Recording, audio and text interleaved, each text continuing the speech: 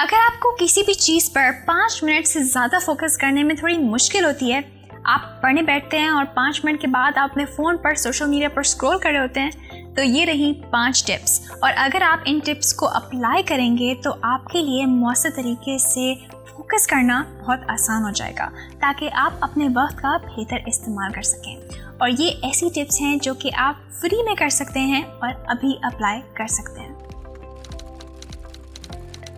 पहली टिप है सांस की ताकत इस्तेमाल करना।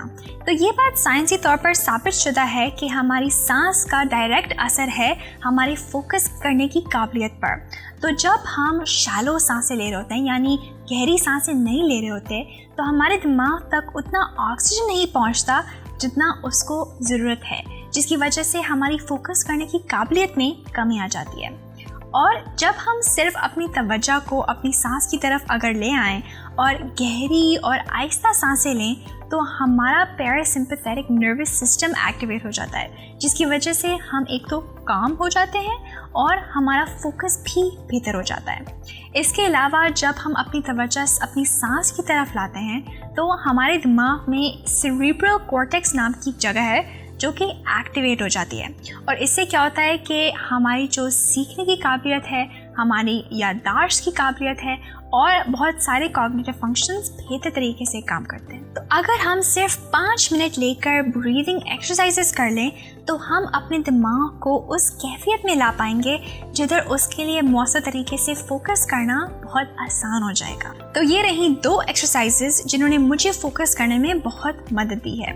पहली है बॉक्स ब्रीदिंग। इसमें इनहेल, होल्ड, एक्सहेल और होल्ड की बहुत सारी साइकिल्स होती हैं, और ये एक बहुत ही मौसर तरीका है सही कैफियत में आने का, क्योंकि ये फॉलो करना बहुत आसान है। और इससे क्या होता है कि हमारा नर्वस सिस्टम काम डाउन हो जाता है, एक तो जिससे हम बेहतर तरीके से फोकस कर सकते हैं, और हमारे जिस्म में स्ट्रेस हार्मोन जिसका नाम कोर्टिसोल है वो कम हो जाता है। इसको करने के लिए सबसे पहले किसी आरामदेह जगह पर बैठ जाएं और जो अपनी सांस है उसको पूरी तरह एक्सहेल कर दें, यानी बाहर निकाल दें। अब सांस अंदर लें आहिस्ता से 5 सेकंड के लिए और ठंडी हवा को अपने फेफड़ों में जाते हुए महसूस करें। अब सांस रोक लें 5 सेकंड के लिए और सांस को बाहर निकालें 5 सेकंड के लिए।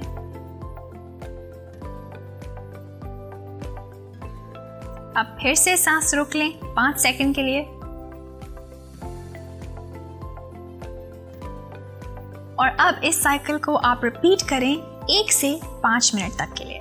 अब आप इसकी जो ड्यूरेशन है, यानी जितने वक्त के लिए आप इनहेल, होल्ड और एक्सहेल कर रहे हैं, वो आप अपने हिसाब से रख सकते हैं, लेकिन ये सारी चारों चीज़ें एक ही वक्त के लिए होनी चाहिए।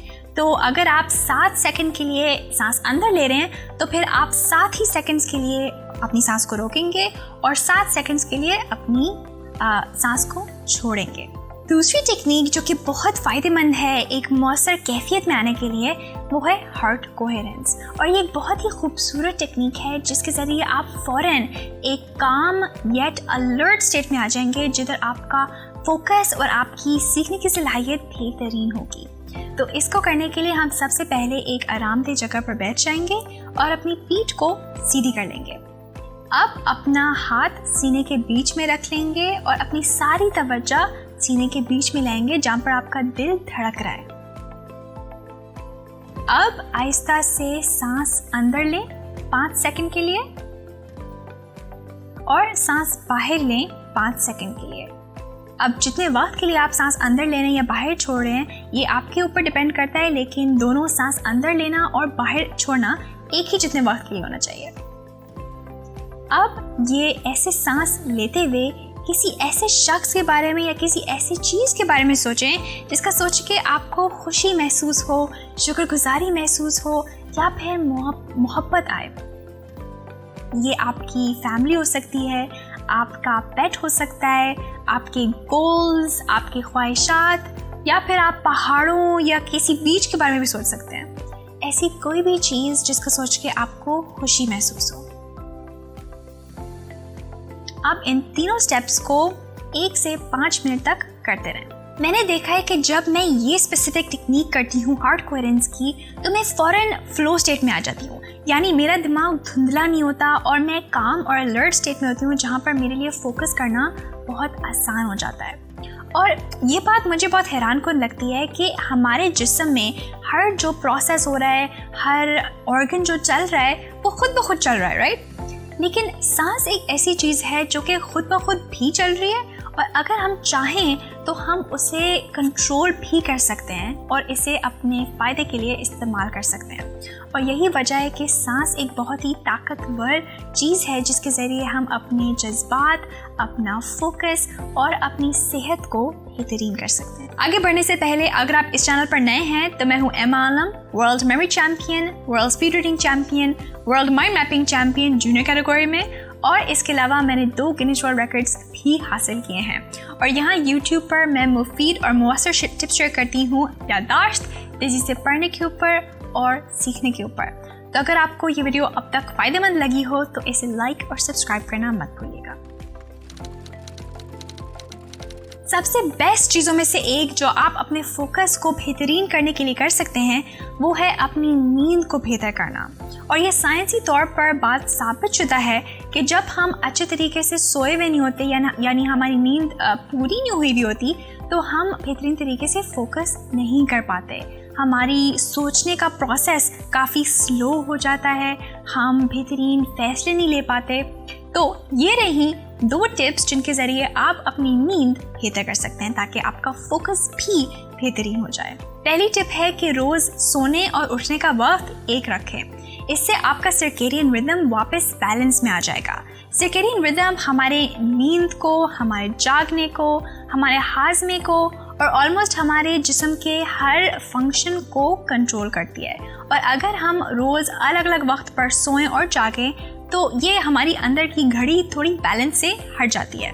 जैसे अगर हम एक दिन सुबह 8 बजे उठ जाएं, फिर वीकेंड को हम दोपहर 12 बजे तक सोते रहें, तो ये बैलेंस से थोड़ा हिल जाती है। तो इसको बैलेंस बनाने के लिए आप एक कंसिस्टेंट अगर रूटीन अपना लें तो आप देखेंगे कि आपकी नींद काफ़ी बेहतर हो जाएगी, स्पेशली अगर आपको सोने में मुश्किल होती है। दूसरी टिप है हफ्ते में 5 से 6 बार एक्सरसाइज करना।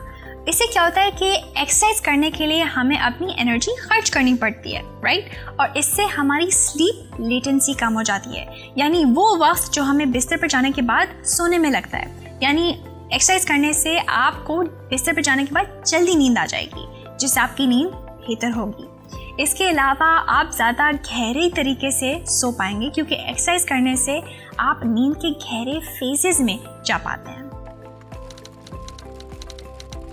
हमारी तीसरी टिप है खाना। तो क्या आपको पता है कि हमारा दिमाग हमारे जिस्म का सिर्फ 2% वज़न लेता है, लेकिन हमारा दिमाग हमारे जिस्म की जो एनर्जी होती है उसमें से 20% इस्तेमाल करता है। और यही वजह है कि हमारे लिए बहुत ज़रूरी है कि हम अपने जिस्म और दिमाग को सही खानों से फ्यूल करें। तो मैंने पर्सनली देखा है कि जब मेरी डाइट में बहुत सारे प्रोसेस्ड और शुगरी फूड्स होते हैं तो मैं अच्छे तरीके से फोकस नहीं कर पाती, क्योंकि इन खानों में जो ऑयल और शुगर होता है उससे मुझे इनिशियली डोपामीन तो मिल जाता है, लेकिन बाद में जाके मेरी ग्लूकोज की लेवल्स क्रैश हो जाती हैं, यानी गिर जाती हैं, जिसकी वजह से मेरा दिमाग धुंधला भी हो जाता है और मेरी एनर्जी लेवल्स भी नहीं रहती। लेकिन जब मैंने अपनी डाइट में ज़्यादा होल फूड्स इंक्लूड किए, जैसे कि वेजिटेबल्स, हेल्दी कार्ब्स और प्रोटीन्स, तो मैंने देखा कि मेरी फोकस करने की काबिलियत काफ़ी बेहतर हुई। तो मिसाल के तौर पे अगर मैं पहले ऐसे लिख रही होती थी तो मुझसे 40 मिनट भी नहीं बैठा जाता था एक गो में, यानी मुझसे फोकस ही नहीं हो पाता था उस 40 मिनट के लिए। लेकिन अपनी डाइट शिफ्ट करने के बाद मैं आसानी से उन 45 मिनट्स के लिए फ़ोकस तरीके से और मौसर तरीके से उस ऐसे को लिख भी पाती हूँ और फोकस भी रह पाती हूँ। और ऐसे बहुत सारे खाने हैं जो कि साइंटिफिकली प्रूवन हैं हमारी याददाश्त, हमारी कॉग्निटिव फंक्शंस के लिए और हमारी सीखने की काबिलियत के लिए बेहतरीन। और इस पर मेरी एक पूरी वीडियो भी है जो कि आप इधर देख सकते हैं अगर आप देखना चाहें। और अगले हफ्ते तक be happy and be joyful.